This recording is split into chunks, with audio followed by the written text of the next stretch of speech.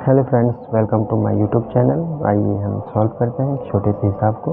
हमारे पास क्वेश्चन है, यदि 6370 बराबर 2 power m into 5 power n into 7 power k into 13 power p है तो m plus n plus k plus p का मान बताना है। सर्वप्रथम दोस्तों हम देखते हैं कि ये 6370 किस रूप में दिया गया है। हमारे पास इस साइड दायां पक्ष में मतलब दायां RHS में जो भी हमारे पास अंक दिया है, डिजिट दिया गया है, वो किस रूप में है? अभाज्य संख्या में। किसमें है? अभाज्य संख्या, और उसका पावर में है। तो हम ये कह सकते हैं कि हमें इसका अभाज्य गुणनखंड निकालना होगा। क्या निकालना होगा? अभाज्य गुणनखंड। तो सर्वप्रथम हम इसका अभाज्य गुणनखंड निकालते हैं।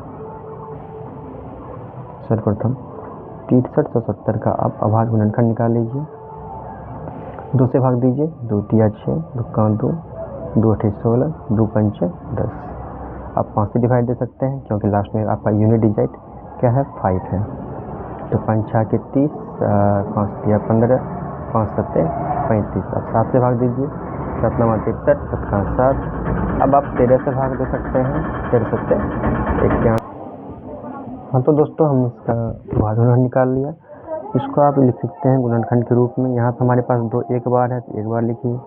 5 आपका एक बार है तो एक पावर लिख सकते हैं, इसका भी एक पावर लिख सकते हैं। 7 हमारे पास 2 बार है तो 2 पावर लिखिए, और 13 का पावर 1 हो गया।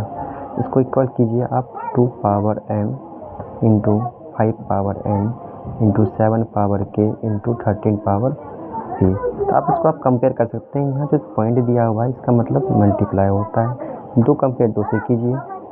आपका 2 और 2 बेस है, और m का मान क्या हो जाएगा? हमारे पास 1 हो जाएगा। इसी प्रकार n का मान क्या हो जाएगा? 1 हो जाएगा।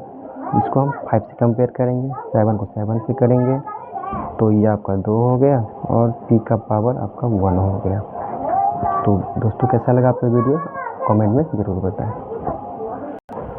सॉरी, तो लास्ट में हम क्या करेंगे? m plus n plus k plus p कर लेंगे।